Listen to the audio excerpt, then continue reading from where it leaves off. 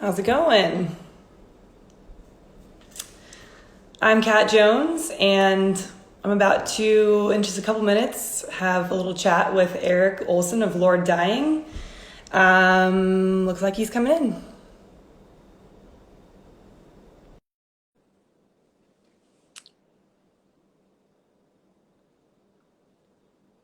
Erik, where are you? Hey, Hey, you're sideways. yeah, Can you turn your phone the other way? yeah.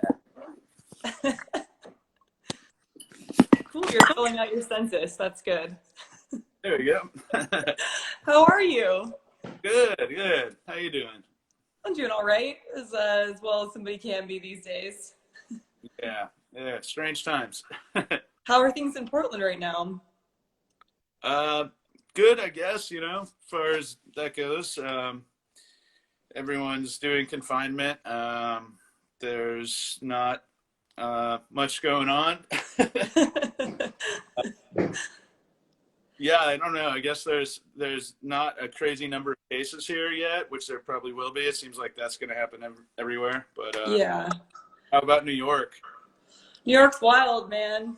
But, Yeah. we're getting through it, and people are showing a lot of kindness and empathy toward each other. So, Mhm. some silver linings, but yeah, it's definitely a pretty crazy time. Yeah. So you are the front man of Lord Dying. How would you describe Lord Dying? Uh, it's changed a lot over the years. There's elements of thrash and death, sludge. The last album was much more progressive. Some of the future stuff we've been working on is progressive too. Also a little more extreme, I guess. um, Hmm. I don't know. It's basically whatever we end up writing and think sounds cool. So recently, so you guys were on a tour with Black Label Society and Obituary, kind of like when this whole coronavirus thing hit. So did you finished like most of the tour before you had to quit, right? We did about half of it, yeah. We were 3 weeks into a 6 week tour, and we played. The last show was Milwaukee, and then we had another show next night in the northern part of Michigan on the Canadian border, and about 40 minutes out from the venue, we found out the show was canceled, and the rest of the tour was canceled, which sucks. We kind of saw it coming because everything was starting to get canceled. There was a lot of talk amongst everyone on the tour that it might be the last show, or but yeah, it could have been worse. There was actually it was a casino, and Really? they gave us all each our own hotel rooms, which was cool. That's awesome. I was like, Yeah, we're sorry that shit sucks right now, but here's a hotel room. yeah, pretty much. Which yeah, it was like 7 hours north, so it added like an extra 14 hours of driving, which sucks. But Oh, damn. it got free hotel room. It was cool to hang out with everyone from the bands and the crew at the casino, for one last night. So, I bet that was and fun. it really could have been a lot worse. Like it's been rescheduled for August, so the Good. remainder. Um, Presuming everything's back to normal by then, it'll be out. Hmm. Fingers crossed.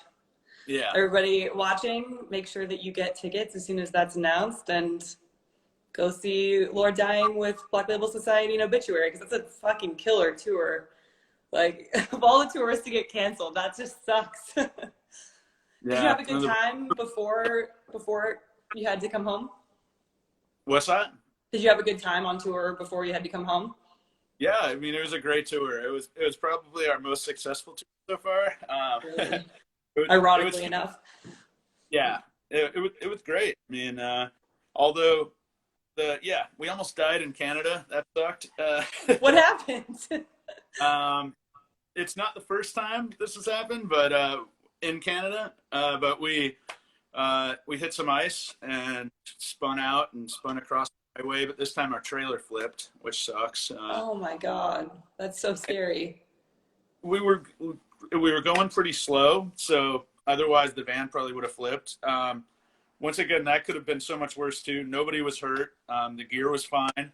The trailer's a little messed up, but we were still finished the tour. So Yeah. but yeah, no, it was scary for sure. It was super cold too, and we had to that was kind of the worst part. Really, was waiting for a tow truck for like 4 hours, and it was northern Alberta, so it was like Jesus. -15, -20, something like that. But yeah, cold. The perils of touring in the wintertime. Yeah, in Canada, I don't suggest doing that. I don't think we're ever gonna. Lesson learned. Yeah. What was the best night of tour? The best stop? What was the best show you played, you think? What city? I don't know. I mean, they were all really fun. San Francisco was super awesome. The Seattle was really cool. I don't know. Every show was super fun. That's awesome. Yeah. Well, let's take it back super far. How did you first get into heavy metal in your life? I don't know. I was pretty young. I grew up in the 90s, and I used to watch Headbangers Ball, and Oh, yeah. I remember Countdown to Extinction came out, and I bought that, and then Rust in Peace is still like one of my favorite records, but I bought that too. And then of course like Metallica and Slayer, but I don't know, early 90s stuff, watching videos and finding out about stuff that way, and then reading liner notes, just getting into like more around stuff, like looking at liner notes and going to record stores and reading stuff. But yeah. And where did you grow up? In Salt Lake City, actually. Yeah. Okay, cool. So was there like a local scene there that you were a part of? Yeah. There still is it's much better now than it was then, but I was playing in bands with Chris actually from Lord Dying. We were doing bands since we were like 12 years old, and playing shows, booking DIY shows, bringing bands to Salt Lake. We brought Thrones, and they had Thrones playing in my basement. And like, hell yeah. that was really cool. Shout out to Joe Preston. He's the man. Yeah. Joe rules. That's really cool. So at what point did Lord Dying start? Because I know you guys were a band before you ever put out like a full-length record. Yeah. Let's see. Like right at the end of 2009,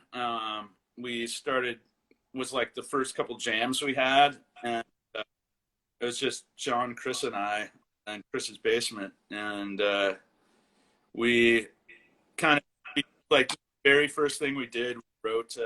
We were just jamming a riff, and it like ended up in a frightful state of gnawed dismemberment, which is a song off of Summon the Faithless. And I don't know, we dug it. Such a sick song title, by the way. Thanks. Yeah. I don't know. It just started then, and we were kind of trying to write stuff for a while. Our first show we did was the East End Block Party. Red Fang actually asked us to play it and talked us into doing it, which we only had like 2.5 songs at the time. So kind of did those 2 songs and then jammed the third thing out, and fun, but kept doing it ever since. So you played a show and you only had 2 songs? You just went up and played those 2 songs?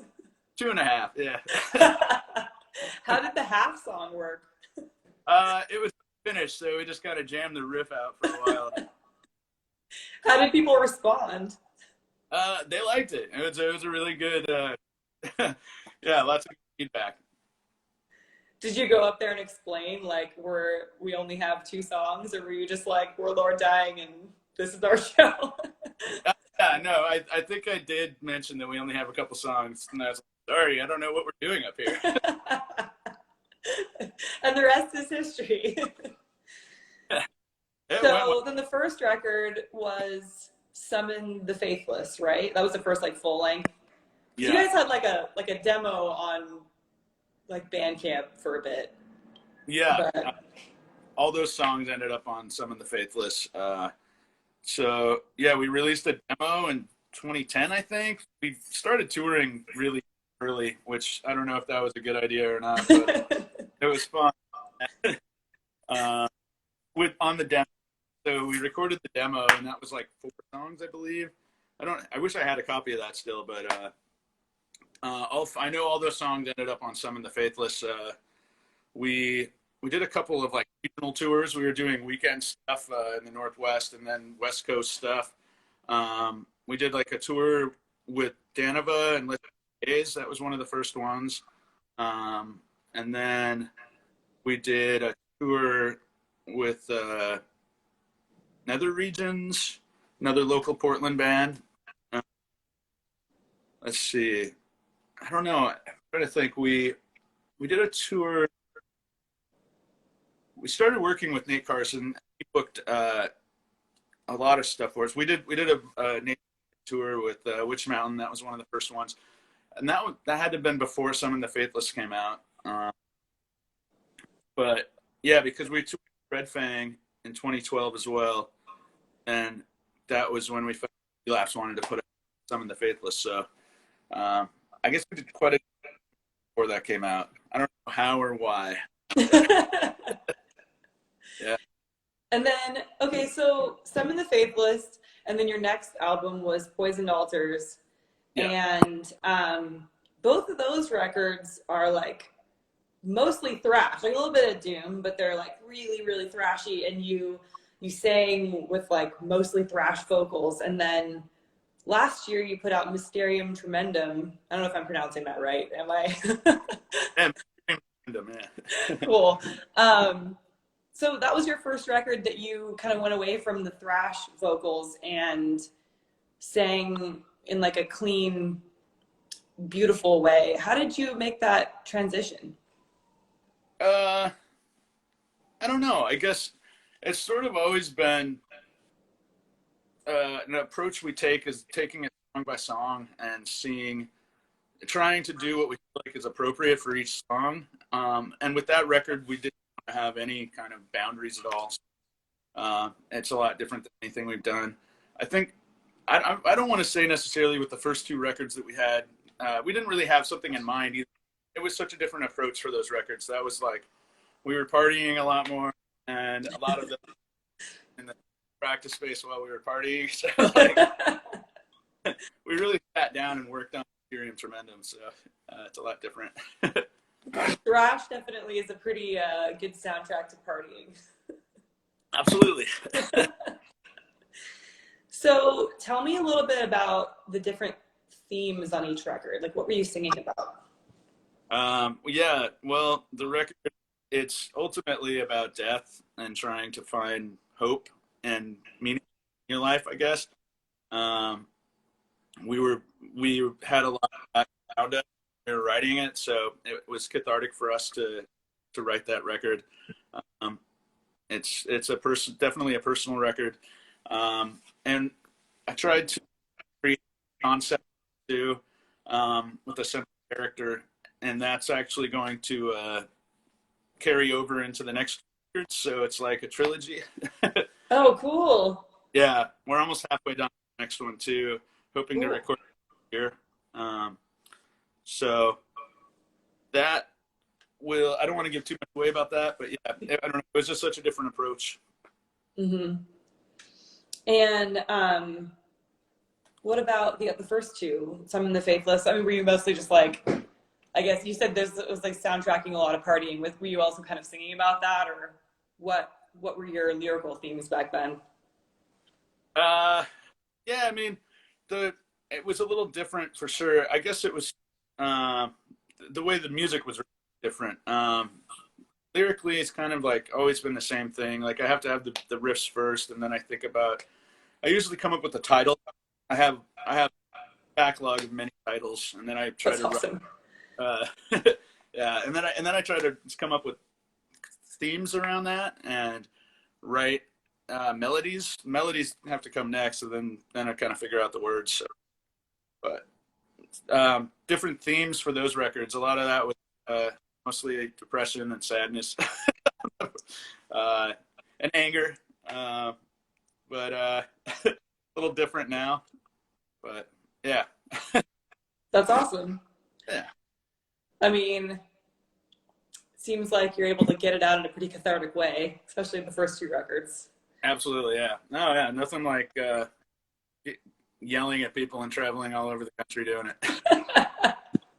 I can't really imagine anything better than that. Well, the new record is, I mean, I've told you this before, like I first got the promo of it and I sat at my desk at work and I cried because it was so beautiful. It's just such a masterpiece of a record. Like it's just so intricately put together and it's heavy, but it's just so moving. And it's obvious that you guys put a ton of effort into like every aspect of it. We did. So I'm glad that, oh, sorry, keep going. Oh, no, thank you. We appreciate that so much. Thank you. No problem. Thank you for giving that to us. By the way, everybody in the comments, if you're asking questions, they kind of fly by really quick, but if you see the little question mark thing at the bottom, you can submit questions there for Erik and we can get to them anytime. So you are also like a world traveler and you have like a travel blog, Endless Roads. How many countries have you been to now? Been in 107 countries. Damn. And what's your favorite place you've ever been? Hard to say, I guess. Different regions I find really interesting. All of the along the Silk Road, really cool. The culture, history, food's okay too. I don't know. Yeah, like all the Silk Road countries, all the stands, find really interesting. I keep going back to a lot too. That's such a huge country, 11 time zones. Wow. So many regions that I do there as well. So I don't know. The world's a big place. I'm worried that coronavirus is going to change future travel for quite a long time, but we'll see. So what inspired you to first go on this adventure to try to go to every country in the world? Good question. I don't know. I guess we started touring a lot, and we were touring Europe, and I guess I felt like I had been to a lot of countries doing that, and then I started to do solo travel in 2015, and then. And it just still felt like I'd been to a lot, but I hadn't. I really had been to like maybe 30 something countries, and there's 193. So I had many to go, but yeah, that's when I started to file a list and think about if it was possible. And not a lot of people have done it. I think under 300 people have done that. Wow. So yeah, and since I've been traveling, just like met a lot of other travelers and found out about different forums and people that are trying to do this. There's a lot of people that help each with fixers and contacts and like navigating through the visa systems. And, yeah. And what do you think is like the craziest place you've ever traveled? Craziest. Well, like probably the scare of Libya when I went there. It was. I went there in 2018. It was unlike anywhere else because no one really trusts each other for the most part, at least not entirely. And so many things happened since I was there too. It's really beautiful. It was so strange too because it looks like things are operating on the surface there, but there's so much tension underneath. Like one of the first experiences I had, it was in the morning at the hotel I was staying in. I was getting breakfast, and tourism there, I should point out. So I had to go a business visa, and the people that set it up for me told me that I needed to tell customs agents that I was an oil engineer to get in. Whoa. Yeah.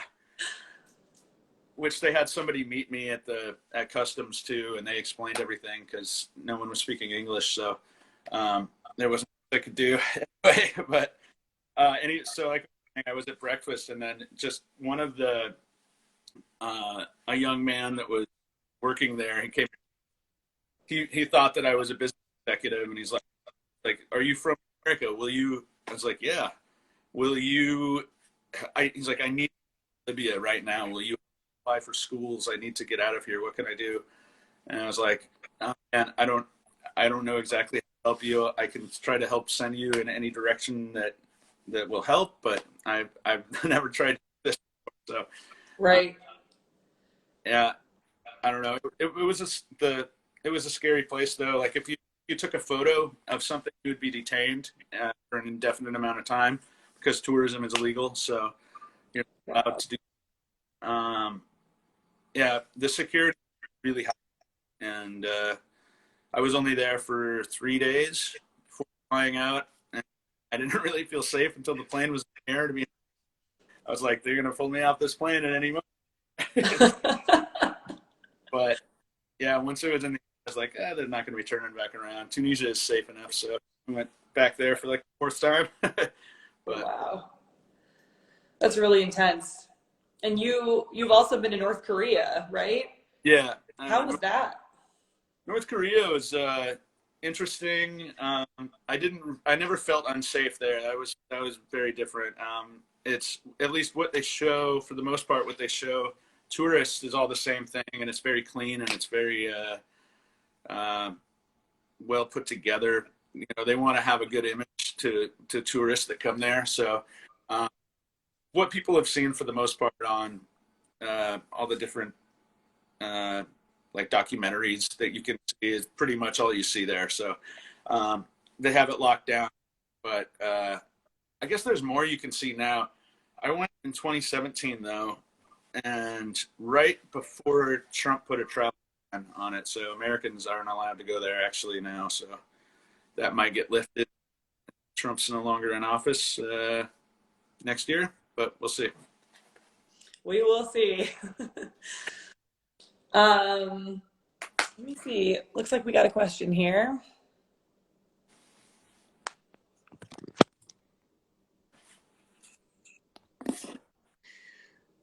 Neil DaCosta asks, what are your feelings on being sober and its effect on songwriting and creativity and productivity?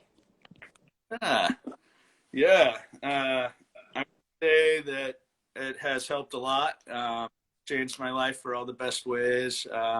It's not for everyone, but definitely been good for me. Songwriting and then every other aspect of my life too, really. But How do you keep yourself sane? Actually, tell me about that. I mean, if you want to talk about sobriety, is that something that you are down to talk about? I don't want to put you on the spot. what, about what now? Sobriety. Oh yeah, no, that's fine. So how long have you been sober at this point? It'll be 6 years in July. Damn, congratulations. That's incredible. Thank you. What do you do? Like, what's your routine to keep yourself from wanting to fall back into that? I don't know. I mean, I don't really even think about it anymore. It's not really like much of an issue. But it was very difficult the first year. I got really into like, well, for one thing, exercise, but I also became really obsessed with like old school death metal, collecting vinyl. Awesome. Yeah, lots of first pressings. I was just trying to like search it down, and I think that it's good if somebody wants to quit drinking to try to replace that activity with something else, something positive, hopefully. But that was basically what I was old vinyl and exercising. That's awesome. What's your most prized possession in your record collection? I I found a first pressing of Scream Bloody Gore from Death. That's pretty. Nice. Yeah. Altars of How Mass. much did that run you, if you don't mind me asking? What's that? How much did that run you? I think it was like $60. So That's not bad. I thought you were gonna say like $300 or something. yep. $60, that's nothing. That's amazing. What other old school gems do you have in your collection that you want to share with us? Lots of old. I've got lots of old both thrower records. I have first of all of the first four Morbid Angel records. I don't know, all sorts of stuff. Sepultura, Voivod, lots of stuff. That's awesome. Well, to get back to the new record, so when you made the switch from doing pretty much only thrash vocals to this beautiful new clean style of singing, did you do like vocal lessons or anything? Like, how did you teach yourself how to do that? No, I guess just lots. I've always sang along a lot to music I listen to, especially if I'm by myself in the car. And I think it's helped a lot. Like I started to like really nerd out on it, especially like trying to do vocal harmonies with certain recordings. The Beatles are great to try to do that because they're amazing singers. Everyone. All those records are good. I don't know. I guess that no one's really asked me that before, so that's kind of embarrassing. But yeah. I don't think that's embarrassing at all. I think that's really cool, especially because your clean singing voice is so beautiful, and I think it was really shocking to a lot of people because when you first hear that record, it's easy to go, "Is this Erik? Like, did they get a new singer?" Because it doesn't sound anything like your harsh vocals at all. No, yeah, totally. So I think that's really cool that you basically taught yourself in the shower and in the car. Yeah. And so the new record is also a lot more proggy than the old one. So have you always been like a prog fan? Yeah, certainly. A lot of I've always loved a lot of progressive music. I feel like in the last 3 or 4 years, I've been much more heavily into it. However, Chris, other guitar player songwriter, had always been heavy progressive music, so it was more natural for him, I think. But it's fun because I've always liked progressive music because there's not really any limits to it, so you can take it anywhere.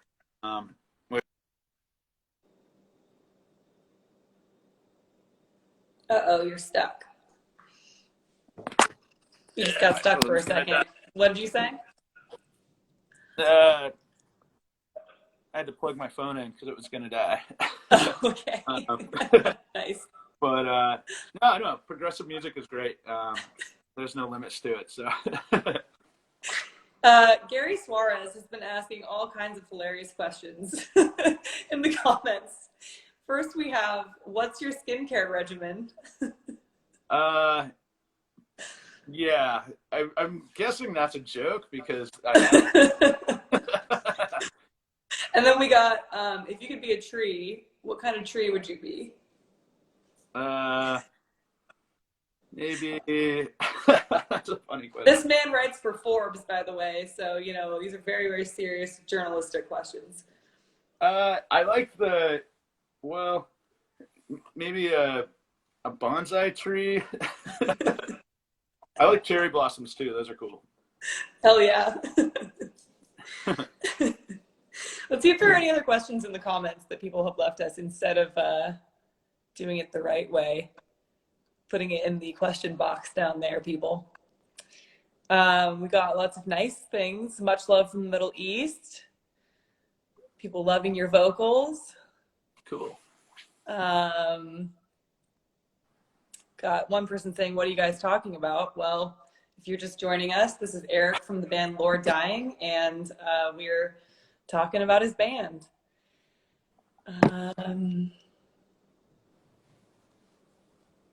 Let's see. All right, we got another question in here. Oh, we got a couple. Jeff Olson 246 says, "What's your favorite venue to play in Portland?" I would have to say Mississippi Studios. Love that That's one. awesome. Always awesome. They treat the bands really good. It sounds great. Yeah. Hold on, I think you're getting stuck again.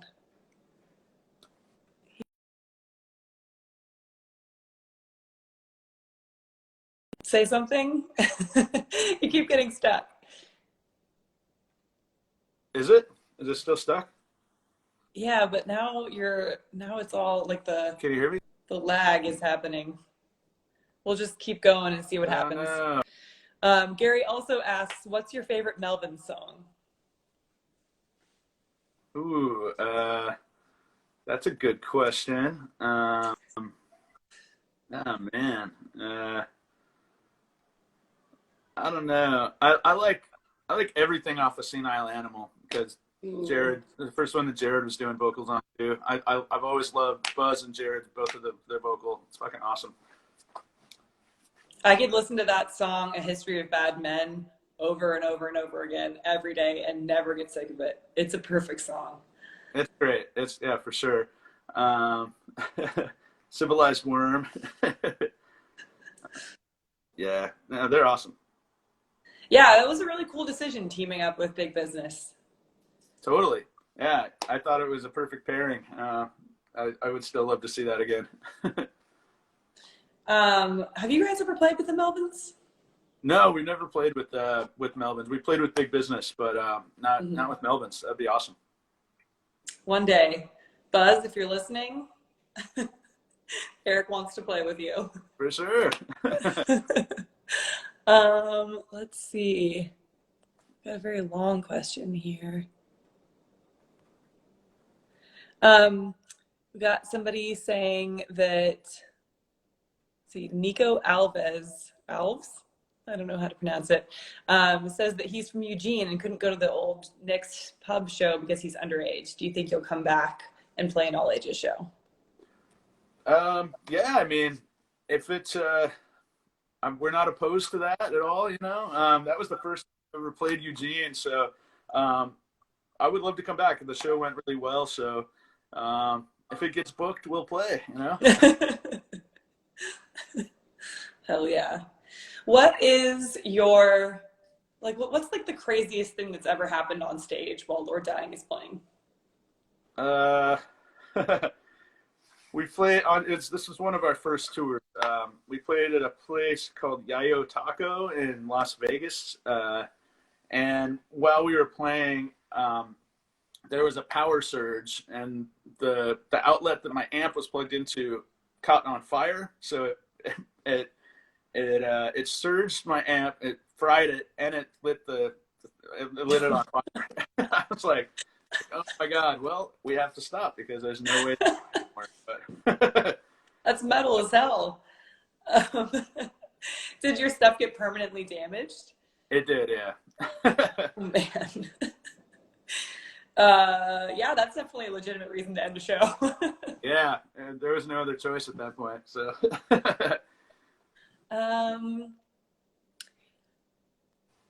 we got who's your favorite bassist?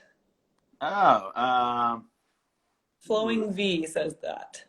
Flowing V. I mean, come on, Lemmy rules. Yeah. Yes, he does. Well, I'm actually wearing a Motorhead shirt right now. That's awesome. Thoughts on Slipknot, says Prince Undead. I'm not really that familiar with Slipknot, to be honest. Really? I never really listened to a record, but I know that a lot of people like them, so there's probably something cool in there, but I guess I couldn't get past all the outfits, so I haven't really checked it out. Yeah. No comment, I guess, besides that. That makes sense. Lord Dying is a very, very uncostumey band. Yeah. So it stands to reason that they'd be a little distracting for you. Yeah. Carly says she misses us. I love you, Carly. Miss you too, Carly. Neil DaCosta wants to know if we can get a tour of your fridge magnets that you've picked up from all over the world. Yeah. What did he want to know? I'm sorry. He wants to know if we can have a tour of your fridge magnets. Oh man. Yeah, I guess so. Hell yeah.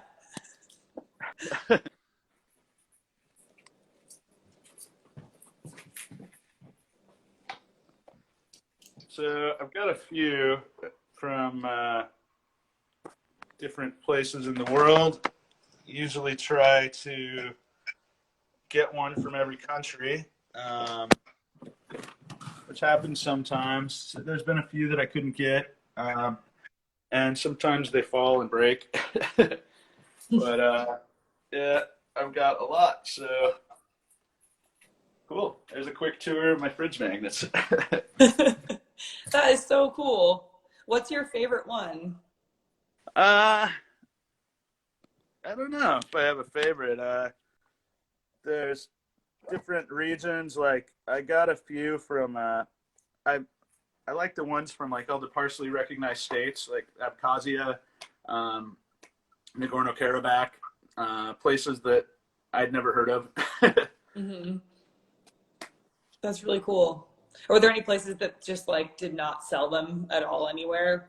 I guess you said Libya. If tourism is illegal, then probably no fridge magnets. There, I actually did find some in Libya, but Really? There was technically no fridge magnets in Somaliland, but I did get like a cool flag. There was it's not really a fridge magnet in North Korea either, but it is a magnet, and it's a magnet of the flag. So I got that, but let's see, where else? I was able to find them in both northern Iraq and in southern Iraq, and in Afghanistan. I don't know. I remember there being some places where I couldn't find it. Somaliland was one for sure. Yeah, that's a good question though. But they're not everywhere. Sometimes they're hard to find. That makes sense. I saw another question here.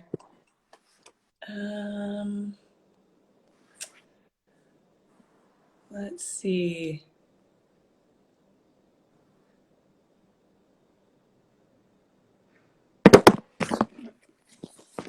Yep.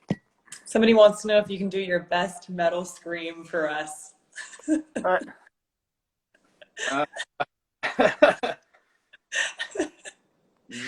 No. No worries if that's putting you on the spot.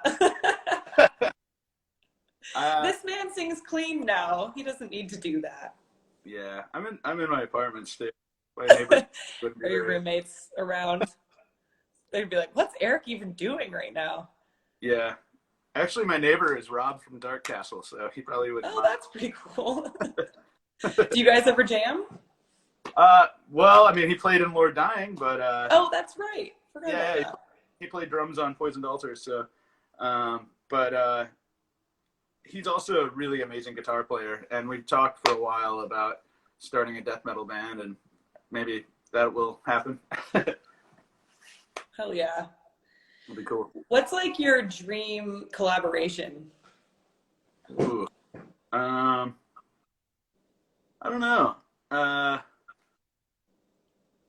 Yeah, I guess I haven't really. I've been trying. Well, we've been talking about it for a long time. Joel from Toxic Holocaust. We've been talking about doing something. I think he's such an awesome songwriter, and he's a good friend too. I would love to do something with him. We were working on a project for a while. It was going to be like old school death metal, actually, but Cool. yeah, but we both, that was right when Poisoned Altars came out. We both got really busy with our band, so it didn't end up happening, but that would be fun. I don't know. I guess I'm pretty happy with what I'm doing now, so. So are we. So. Cool. Gosh, let's see. What else do I have for you here? What's your favorite place to play in the world? Ah, um, I don't know. Uh, we love touring Europe. It's really fun. And anywhere can be good. Anywhere is awesome, really. That if it's a good show, Hmm. if people are coming out, then it's a good time. So I don't want to choose one place and then have other places be bummed, you know? So, That's very kind of you. What's your it's you. What's like the craziest fan experience you've ever had? what's that? Sorry, what was that? The craziest fan experience you've ever had? Hmm. Well, our fans are pretty awesome. So, in general, but I don't know. There's been times where people were traveling to see us, and that was really cool. Lots of I don't know. People are coming out more now. It's definitely getting better. I guess I don't have like any really crazy stories that I could think of right now, but um, we got great fans. What are you most looking forward to when the quarantine gets lifted? And like, what'll be like the first thing you do when you can open up the doors and go do anything you want? Uh, I don't know. Like, I would love to travel somewhere, but that, like I said, that's going to depend on what travel restrictions are going to be like going forward. So, um, I don't know. Maybe I might go to the gorge too and go for a hike. I want to go to, I think it's Bighorn, um, which is on the Washington side of the gorge. Cool. There's a place to go hiking there. Probably go hiking. So, What's your favorite hike to do? uh, in town, like Forest Park is great. I like Oaks Bottom Wildlife Refuge is really cool too. What else? I every day I go walking along the waterfront, which is cool. But try to That's really cool. social distance, you know. See a person and then like walk 6 feet away from them, cross Yeah. the street. Well, if I found if I go at like 9 p.m., there's no one on it anymore, so that's That's pretty good. awesome. Yeah. It's been weird doing that in New York right now because there's so many people. So you like walk down the street and you see a person, you both kind of like move apart. One person crosses the street, you just sort of go, "Oh, what's up?" Keep walking. Yeah. I'm sure. Yeah. Yeah. How has everything been going there? It's wild, but like I said, we're getting by. Yeah. Yeah, for sure. We're figuring it out. I heard yesterday that it was the first day things are kind of leveling off, so hopefully our social distancing is working. And yeah, for anybody watching at home right now, make sure that you're doing your part and staying home. It's Yeah. literally going to save lives. So, especially in big densities like this, it's Absolutely. Yeah. hard to not be around other people, but it's important right now. It Looks like is. we got another question in here. Any tips for a novice guitarist trying to learn to play death metal? Says Strider's Will. Yeah, just keep trying, you know, keep playing. Practice is good. Working on technique. For death metal, just I don't know, learn some of your favorite songs, play those over and over again, and attempt to write your own riffs. What's the best source that somebody could find online right now, like while they're quarantined at home, to learn how to play guitar better? Ooh, I would just say for me, like if there's ever anything I want to look at or learn something differently, usually YouTube videos. There's so many great guitar players that have done that. Like there's so many people that have made YouTube videos for instructors all over, and I'm sure they offer lessons. I've never really taken lessons, but That's amazing. but I sometimes I got a book of scales from Guitar Center, the Guitar Grimoire, and it's got a lot of exotic scales in it, which is really cool. If you learn stuff like that, it over and over again, that's helped me a little bit with becoming a better guitar player. But, and then if there's something I can't play, YouTube videos help. Mm-hmm.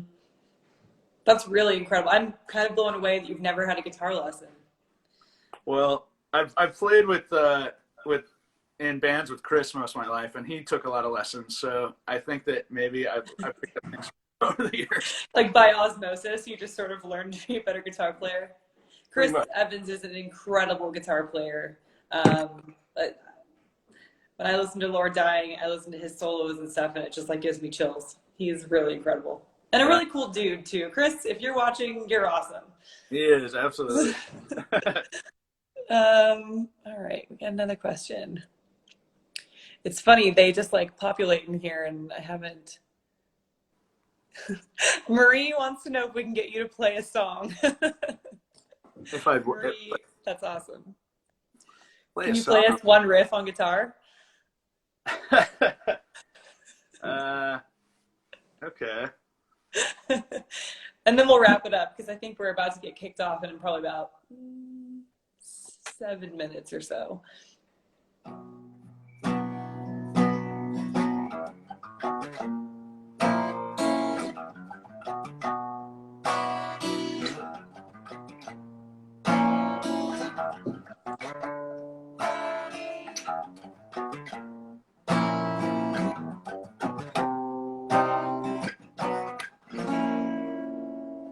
There you go. Hell yeah. And what's that song called?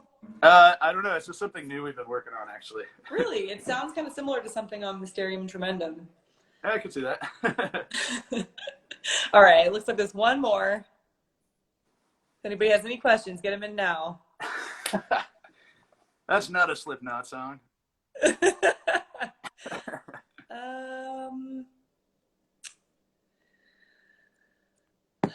Somebody wants to know who was driving when the trailer flipped. Chris was driving. That time I was driving the first time in outside of what's the name of the town? Outside of Manitoba when we spun off the first time, so we both got experience doing that now. It sucks. Jeez. I really hope that never happens again. Yeah, me too. So, what can fans do right now to best support Lord Dying during this time? Well, we have a big cartel store open with a little bit of merch left from the tour, but actually people have been really great. They bought almost the entire back supply of merch we have. So now we're gonna print a bunch more merch before the next tour. But just come out to shows, buy the record from E1. Yeah, we'll hopefully see everybody on the road. Hell yeah. Erik, thank you so much. This has been really, really fun. Thank you. And thank you to everybody who watched. Absolutely. See you sometime soon, hopefully. Yeah, see ya.